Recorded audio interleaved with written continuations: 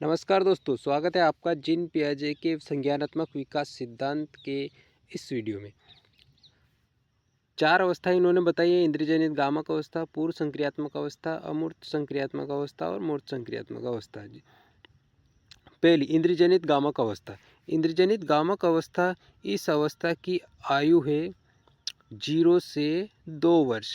0 से 2 वर्ष तक की आयु का बालक इंद्रियजनित गामक अवस्था के अंतर्गत आता है और इस अवस्था को संवेदी पेशीय अवस्था भी कहा जाता है। इस अवस्था को क्या कहा जाता है? संवेदी पेशीय अवस्था कहा जाता है। मानसिक क्रियाएं इस अवस्था में इंद्रियों के द्वारा होती हैं। मानसिक क्रियाएं इस अवस्था में इंद्रियों के द्वारा संपन्न होती हैं और इस अवस्था का बालक आँख, कान, नाक से सोचता है। इस अवस्था में बालक आँख, कान, नाक से सोचता है और यह अवस्था अनुकरण, स्मृति और मानसिक निरूपण से संबंधित है। यह अवस्था अनुकरण, स्मृति, मानसिक निरूपण से संबंधित है। अगली अवस्था, पूर्व संक्रियात्मक अवस्था। पूर्व संक्रियात्मक अवस्था, इस अवस्था की आयु होती है 2 से 7 वर्ष तक की। 2 से 7 वर्ष का बालक पूर्व संक्रियात्मक अवस्था के अंतर्गत आता है। इस अवस्था में बालक में भाषा का विकास प्रारंभ हो जाता है और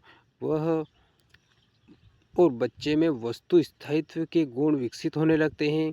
बालक अपने परिवेश की वस्तु को पहचानने और उसमें विभेद करने लगता है। पूर्व संक्रियात्मक अवस्था की विशेषता क्या है? इसमें वस्तु स्थायित्व, बालक में वस्तु स्थायित्व के गुण विकसित हो जाते हैं और भाषा विकास होने लगता है। साथ ही अपने परिवेश की वस्तुओं को पहचान कर उसमें विभेद करने लगता है। चलते हैं अगली संक्रियात्मक अवस्था, मूर्त संक्रियात्मक अवस्था। मूर्त संक्रियात्मक अवस्था 7 से 11 वर्ष की आयु होती है। मूर्त संक्रियात्मक अवस्था की आयु क्या है? 7 से 11 वर्ष की आयु। 7 से 11 वर्ष की आयु की अवस्था को मूर्त संक्रियात्मक अवस्था कहा जाता है और इस अवस्था में बालक की वस्तु को पहचान और विभेदीकरण के साथ वर्गीकरण करने की क्षमता भी विकसित हो जाती है। मूर्त संक्रियात्मक अवस्था में बालक वस्तु को पहचान और उसमें विभेदीकरण के साथ साथ उसका वर्गीकरण करने की क्षमता भी विकसित हो जाती है और चिंतन पहले की तुलना में अब ज़्यादा क्रमबद्ध हो जाता है और तर्क संगत हो जाता है। चिंतन इस अवस्था में अधिक क्रमबद्ध और तर्क संगत हो जाता है और बालक अपने पर्यावरण के साथ अनुकूलन करने के लिए नियम सीखना प्रारंभ कर देता है या सीख लेता है। तो इस अवस्था में बालक वस्तु को पहचानना और उसमें विभेद करने की क्षमता को विकसित कर लेता है। चिंतन अधिक क्रमबद्ध तर्क संगत हो जाता है और पर्यावरण के साथ अनुकूलन स्थापित कर लेता है। आखिरी और चौथी, औपचारिक मूर्त संक्रियात्मक अवस्था। यह अवस्था, इस अवस्था की आयु है 11 वर्ष। 11 वर्ष की आयु का बालक औपचारिक संक्रियात्मक अवस्था के अंतर्गत आता है।